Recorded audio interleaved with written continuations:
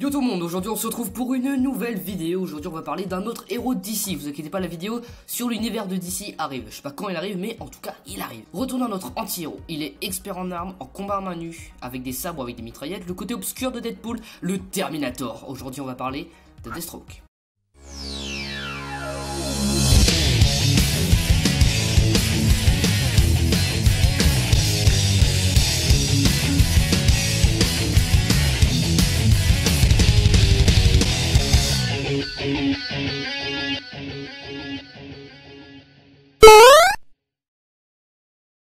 Deathstroke, ou de son vrai nom Slade Wilson, est un personnage appartenant à l'univers de DC.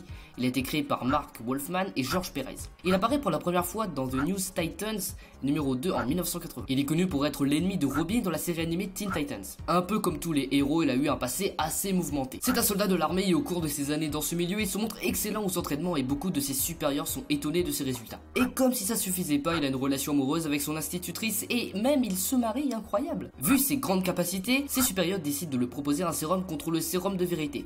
Sauf que ce sérum là, c'était pas vraiment contre le sérum de vérité. C'est un test de l'armée pour pouvoir créer des surhommes. Et donc de là, il explose tout le monde. Mais entre temps, il avait un gosse du nom de Joe Wilson. Mais là, notre cher Slade se voit renvoyé de l'armée après avoir aidé son pote Wintergreen, envoyé en mission suicide. Et donc une fois renvoyé de l'armée, il décida d'utiliser ses capacités spéciales pour devenir mercenaire, sous le nom de Deathstroke. Mais il cacha ce secret aux membres de sa famille. Mais un jour, malheureusement, un terroriste du nom de Jackal kidnappe son fils, Joe, pour lui faire avouer des informations importantes. Mais Deathstroke n'avoua que dalle, parce que pour lui, ça allait à l'encontre de son code d'honneur. Pour sauver son fils, il compta sur ses capacités et le sauva. Et sauf que Jackal eut le temps de trancher un peu la gorge de Joe, ce qui le rendit muet à vie. Et sa femme, folle de rage de ne pas avoir été au courant de sa double vie, prit un flingue et lui tira dessus. Mais il esquive, mais la balle alla dans son œil droit, ce qui lui valut d'être borgne.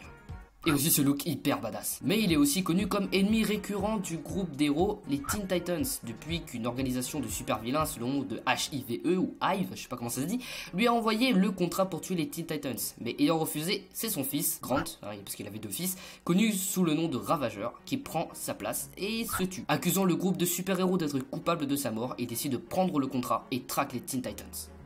Deathstroke a une habilité à manier les armes surdéveloppées et aussi une force surhumaine, ce qui lui vaut d'avoir la force de 50 hommes réunis. Waouh, balèze quand même. Il peut utiliser aussi son cerveau à 90%, ce qui fait que Deathstroke est un adversaire redoutable sur le plan intellectuel et peut prévoir à l'avance chaque mouvement de son adversaire. Il peut aussi se régénérer rapidement, ce qui lui vaut d'être presque immortel. Il a une panoplie d'armes à feu et d'armes blanches, mais il utilise souvent son sabre et ses deux flammes, pour utiliser un simple critérium comme une arme à feu.